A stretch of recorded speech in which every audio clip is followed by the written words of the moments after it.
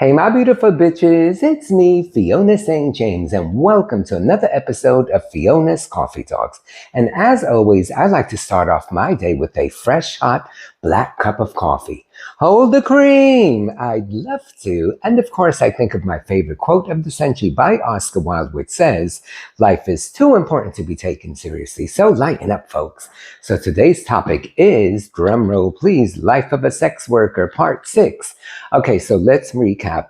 First one was kind of like an overview, more so about like why I chose to be in this industry, or why it chose me actually, and the allure of it all, etc. And then I gave very specific stories to follow. So this one, I want to focus on the actual clients and the whole misconception, for lack of a better term. So I think in life as human beings, stereotypes exist, and as human beings, I think we tend to gravitate towards like the negative aspect of that. Now, let's keep it real. Stereotypes do exist because there are people that fit that bill, but that doesn't mean that anyone who is like in an industry or a certain type of person generally like fits into that stereotype. There are people that do. So there's always kind of been this misconception about clients where like people think that, oh, well, if you have to pay for it, then that must be the only way you could get it. And people think that that maybe they're ugly or they're this or that, or, you know. Now, look, I'm sure there are clients that are, but by and large, I have to say the majority of the ones that I get are the complete opposite of that. They tend to be very hot men. And I think why people go to that stereotype is because since sex work is so stigmatized, so because I think it's always been viewed as like, oh, that's a bad thing. If you do that, then people who are not in this industry automatically will think, well, that's a bad thing. So anyone who hires someone who does that, who's bad, must be like whatever. So then they automatically think they're hideous, and then that makes them think badly of us, that we would be with someone who looks like that. So listen, it's simple economics and simple math and time management. So this is how I look at it. Let me give you an example. Like, think about it. Way back when, before the age of computers, like if you wanted to get your groove on, what would you do? You'd go out to a bar or club or something social like that. That was the only way to actually meet someone. So let's break it down. You could go out one night and pay a cover charge, if there is one, buy drinks, spend upwards of 100, 200 bucks with the hopes of meeting someone. And at the end of the night, either you do or you don't. You could even like spend all night with someone, and when the end of the night comes, you either go home with them or you don't. And if you do, maybe like you're disappointed, and there's a good chance that even if you do, you're not going to see them again anyway.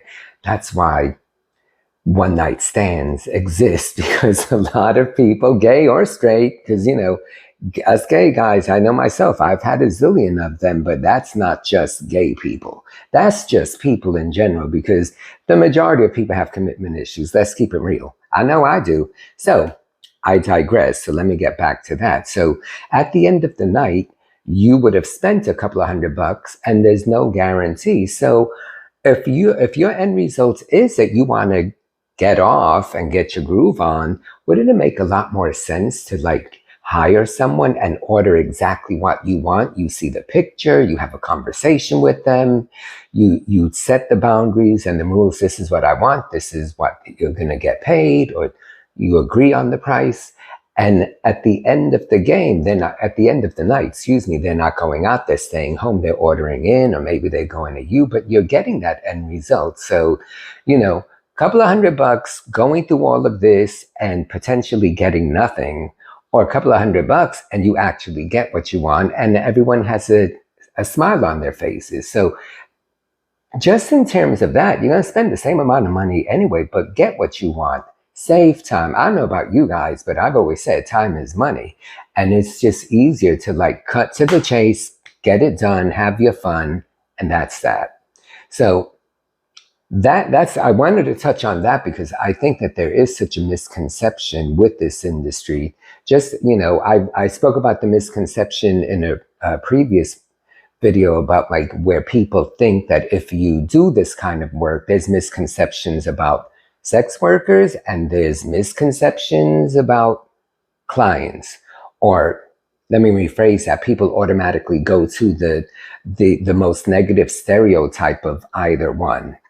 So, and the part B to this, on a personal level with this work, I think I've touched on this before, but I want to elaborate. I've been fortunate that because I am such a specific type, I find that in my work, the same type of man that hires me is the same type of man that hits on me in my personal life. And the men that tend to hit on me in my personal life are the opposite of me, which is what I like. So, I tend to get these hot, burly white men because, I'm short and brown. And so it's the whole opposites thing. And even like I've said this before, my clients, 95% of them lead a heterosexual life. Let's keep it real, hon. I ain't the butchest thing on the planet. So the whole opposites thing is I tend to get these very like hot, muscular, masculine men. And that's what hires me, and that's what hits on me in my personal life. So, I could honestly say that the hottest men I've ever been with, or some of the hottest men, have actually paid me. So that totally goes against that whole misconception or that whole stereotype that, oh, that's the only way they could get it. Because trust me, these men could get whoever they want. There's some of the ones that I've been with, but they choose me and they choose to pay. And what's better than that, right? So that's what I wanted this video to be about. So, I know as human beings, we tend to generalize, but just understand that in any industry, in anything really, if stereotypes are there, not everyone is that stereotype in anything. So, all right, guys, I'm trying to make this one short, so don't forget, subscribe if you have not, thumbs up, of course, and I look forward to seeing you guys soon. All right, thanks so much. Stay safe, take care of one another, and love you.